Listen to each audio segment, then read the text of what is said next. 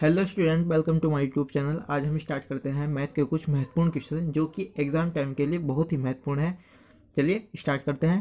पहला क्वेश्चन है हमारा, निम्नलिखित आव्यूह समीकरण से x और y तथा z के मान ज्ञात कीजिए। क्वेश्चन है x plus Y plus Z, X plus Y plus Z equal है 9, 5, 7। हमें क्या करना होगा, हमें जो समीकरण बना के उसे हल करना होगा और उस समीकरण से हमें x और y और z के मान ज्ञात करना होगा। सबसे पहले क्या करेंगे कि x plus Y plus Z के इक्वल 9 लिख देंगे। पहली समीकरण हमारी ये बनी। दूसरी समीकरण बनेगी हमारी x प्लस वाई इक्वल 5 रखेंगे। फिर तीसरी समीकरण बनेगी हमारी y प्लस जेड इक्वल 7।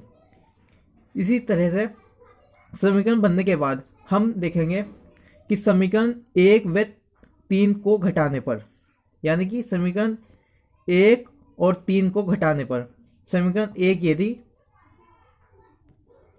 और 3 ये रही। ठीक है, उसके बाद हम घटाने हैं। घटाने में माइनस का चिन्ह लगेगा, जहाँ प्लस होगा वहाँ माइनस और जहाँ माइनस है वहाँ प्लस हो जाएगा। तो यहाँ भी माइनस, यहाँ माइनस, यहाँ माइनस, यहाँ भी माइनस। जेड से जेड कटा, वाई से वाई कटा और फिर एक्स का एक्स लिख दिया। यहाँ 9 में से 7 जाएगा तो माइनस, वो 9 में से 7 जाएगा तो 2 बचेगा। इक्वल एक्स इक्वल आएगा 9, सॉरी 2। आगे देखिए, x का मान समीकरण 2 में रखने पर, यानी कि हमारे x का मान समीकरण 2 में रखना है। समीकरण 2 कौन सी है? समीकरण 2 है हमारी ये। हम लिखेंगे x प्लस वाई इक्वल 5। समीकरण 2 है ये। इसमें हम रखेंगे x का मान है हमारा 2 प्लस वाई इक्वल 5। यहाँ से हम y की वैल्यू निकालेंगे तो y इक्वल आएगा 5 माइनस 2, y इक्वल आएगा 3। y का मान आ जाएगा 3।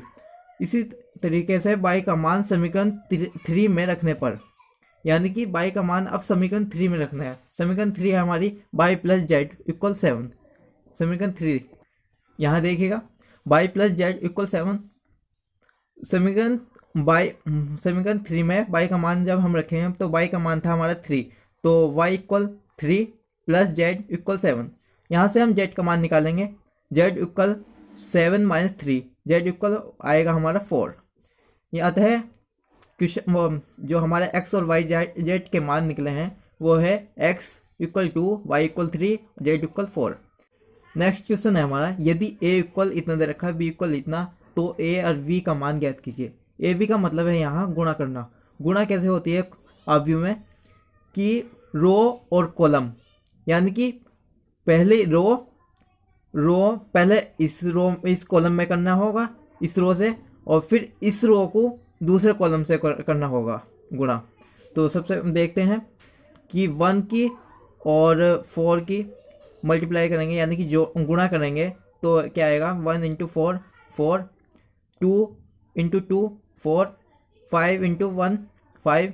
फिर इसी तरीके से दूसरे कॉलम में करेंगे, 1 इंटू 0 0, 2 इंटू 1 2, 5 इंटू 5 25। उसके बाद दूसरी रो का फिर पहला कॉलम करेंगे, तो 3 इंटू 4 12, 4 इंटू 2 8, 6 इंटू 1 6। और फिर इसी तरीके से दूसरे कॉलम में करेंगे, 3 इंटू 0 0 प्लस 4 इंटू 1 4, 6 इंटू 5 30। फिर इसके बाद हम इनको प्लस कर देंगे, यानी कि जोड़ देंगे, 4 इंटू 4 8 प्लस 5 तो 13। फिर 0 प्लस 2 तो 2 प्लस 25 प्लस 25 प्लस 2 तो हो जाएगा 27। ये आ गया।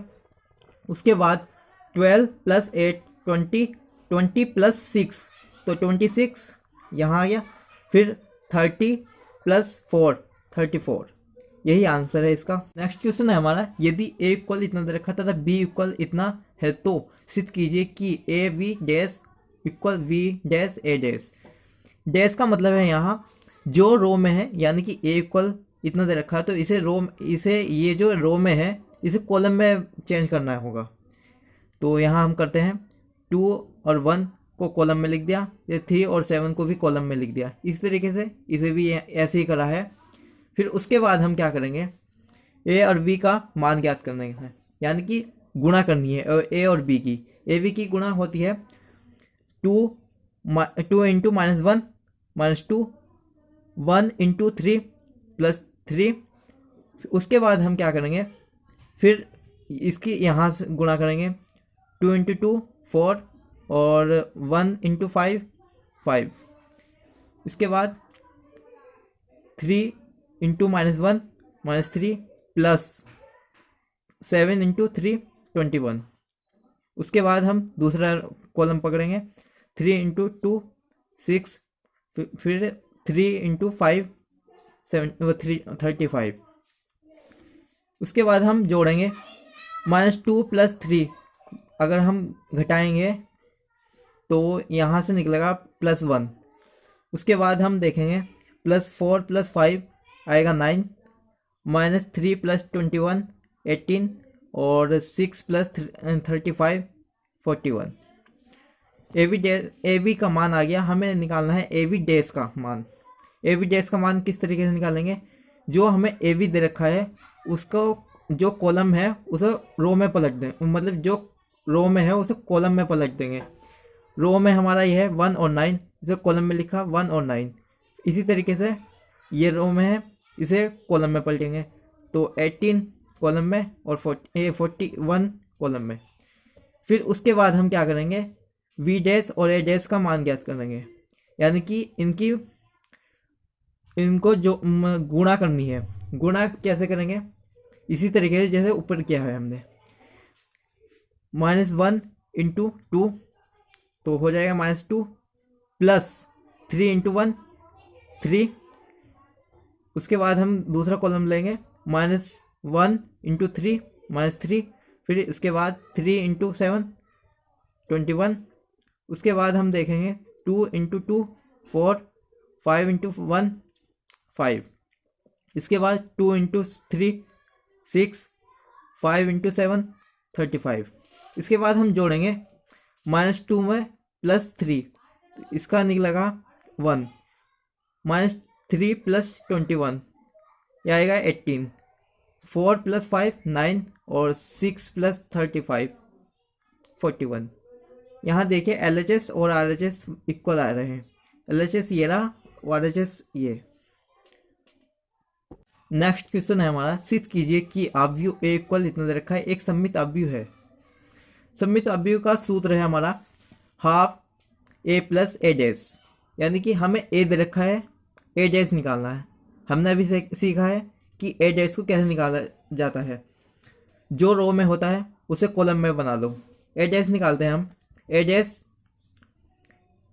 रो में है, कॉलम में लिख देंगे हम A1 1 -1 -1 5 5। उसके बाद -1 -1 2 2 1 1 5 5 1 1 3 3। इसके बाद हम सममित आव्यूह का सूत्र लगाएंगे। हमें सूत्र में क्या दे रखा है, half A plus A dash. विसम्मित आव्यूह का सूत्र होता है half A minus A dash. इसी तरीके से अगर विसम्मित आव्यूह का कोई क्वेश्चन आया तो आप कर सकते हो। लगाते हैं सूत्र, हाफ A डैश, A का मान हो हमारा 1 -1 1 -1 5 5 -1 2 1 -1 2 1। इसके बाद हम देखेंगे A डैश का मान रखेंगे। A डैश का मान रखेंगे यहाँ से 1 -1 5 1 -1 5 -1 2 1 -1 2 1 5 1 3 5 1 3। इसके बाद हम प्लस का निशान लगा रखा है, तो यहाँ हम जोड़ेंगे कैसे कि पहला कॉलम दूसरा कॉलम तीसरा कॉलम, यानी कि जिस श्रेणी में जो संख्या है उसे उसी के साथ जोड़ेंगे। 1 1 2 हो जाएगा, -1 -1 2 हो जाएगा और 5 + 5 हो जाएगा 10।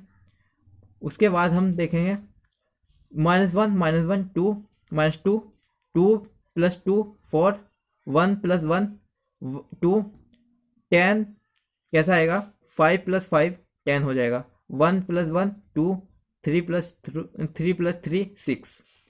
उसके बाद हम क्या करेंगे, यहाँ 2 से सभी को भाग कर देंगे। जब हम इसे 2 से भाग करेंगे तो 1 बचेगा, इसे 2 से भाग करेंगे माइनस का 1 बचेगा, इसे 2 से भाग करेंगे 5, और इसी तरीके से ये आंसर आएगा।